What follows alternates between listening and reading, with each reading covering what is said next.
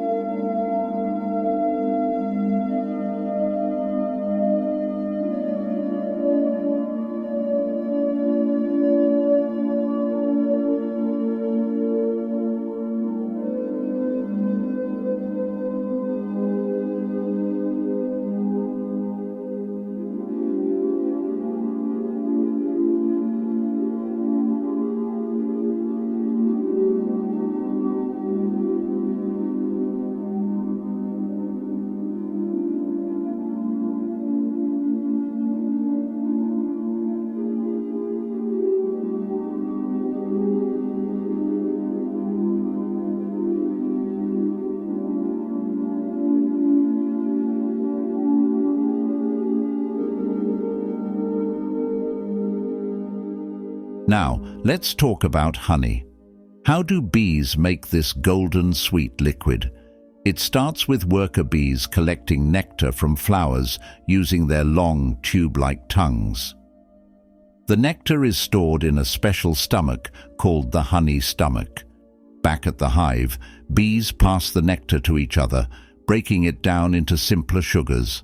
They then deposit the nectar into honeycomb cells and fan it with their wings to evaporate moisture. Over time, the nectar thickens into honey, which bees use as a food source, especially during winter. Amazingly, a single honeybee produces only about 1/12 of a teaspoon of honey in its lifetime.